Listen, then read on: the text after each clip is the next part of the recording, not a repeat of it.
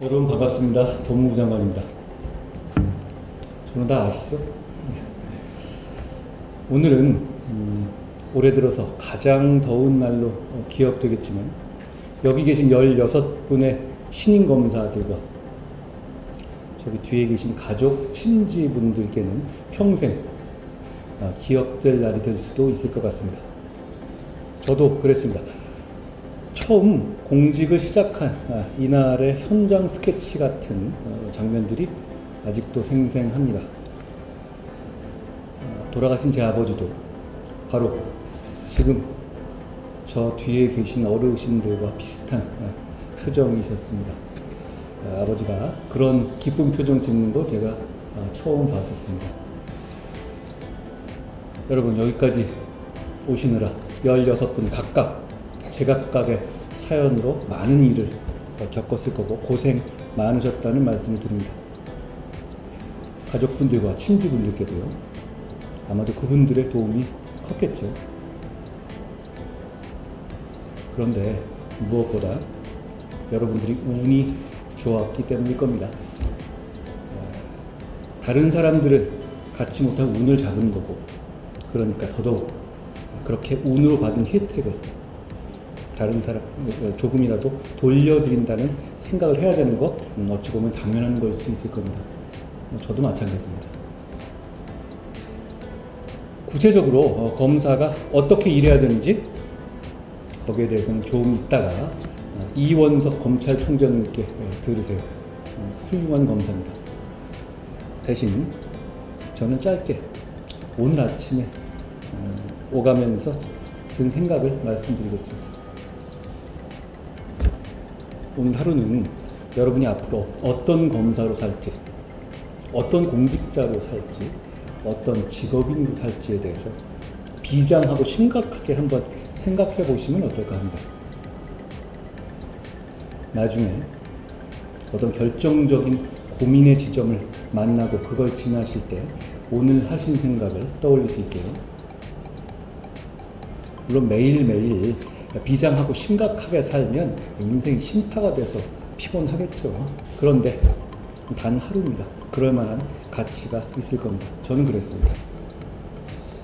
이후에 바쁘게 살다 보면 그런 좀 오글거리는 생각을 할 기회는 잘 오지 않더라고요. 그럼 어떤 생각을 해야 하느냐? 그건 생각의 시작이자 끝이니까 여러분이 오늘 한번 생각해 보십시오. 다만 그 중에 약자를 보호하고 공익을 디폴트 값으로 생각하는 거 꼭 포함되어야 할 목적지일 겁니다. 너무 쉽고 진부한가요? 그런데 쉬우니까 어려운 겁니다. 진부하니까 아무나 못하는 거고. 제가 말씀드린 약자를 보호하고 공익을 높이는 목적지를 향해 가는 동안에 치열하게 싸우고 논쟁하는 것, 그건 당연하고 필수적인 걸 거기도 합니다. 그게 우리 자유민주주의 체제의 힘이죠. 어제 오늘 제가 국민들께 설명하고 반대하시는 분들과 논쟁하고 있는 이슈 중에서 검경 간의 수사 책임의 세부 사항을 정하는 수사준칙의 개정이 있습니다. 아세요? 찬성하는 주장들도 있고 반대하는 주장들도 있죠. 그런데 제가 여러분께 이 자리를 빌어서 드리고 싶은 말씀은 그런 토론과 싸움이 어느 편이 옳은가를 정하기 위한 것이 아니라 무엇이 옳은가를 정하는 과정이어야 한다는 겁니다. 그래야만 왜 논쟁하고 싸우고 있는가를 잊지 않을 수 있고요.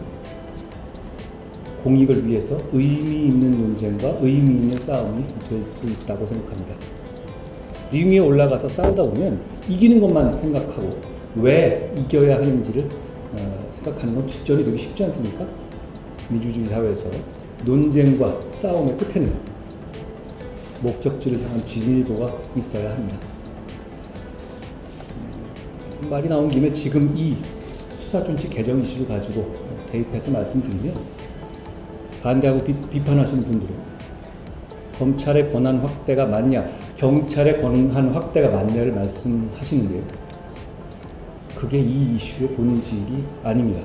이 수사준칙의 개정으로 검찰 권한 또는 경찰 권한이 확대되느냐가 아니라 이 수사준칙의 개정 전과 후에 국민의 권익이 좋아지느냐 나빠지느냐가 이 이슈의 본질입니다. 비판하신 분들이 만약 자기나 자기 가족이 범죄 피해를 당해서 고소 고발을 한다고 가정해 보시면 이번 수사준칙 개정 전후 어떤 게 본인에게 좋을지, 본인의 일이라면 어떤 것을 선택할지 그건 명확하거든요. 국민들은, 특히 서민들은 자기 고소 고발 사건이 더 빨리 처리되기를 바라시고 억울함을 풀 수 있게 자기 말을 더 들어주시길 바라는데 이 수사준칙은 정확하게 그 방향입니다. 여기서 어느 편이 옳은가는 진영에 따라 모호할 수 있지만 무엇이 옳은가는 분명하죠. 우린 그걸 추구해야 합니다. 제가 간단히 이번 수사준칙 개정을 예로 들었지만 우리의 일은 무엇이 옳은가를 정교하게 따지고 설득력 있게 설명하는 과정이라는 생각을 해봤습니다. 그 기준은 우리가 하는 일로 국민의 권익이 더 좋아지느냐 나빠지느냐여야 합니다. 앞으로 공직생활 하시면서 이 원칙과 타협하지 않기를 바랍니다. 오늘은 여러분이 이 나라의 공직자로서 첫 출발을 하는 날입니다.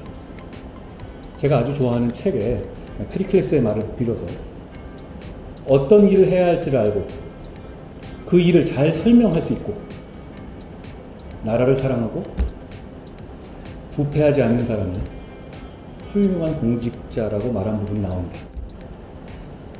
2500년이 지났지만 달라지지 않았다고 생각합니다. 여러분이 그런 공직자가 되시기를 저는 응원하겠습니다. 고맙습니다.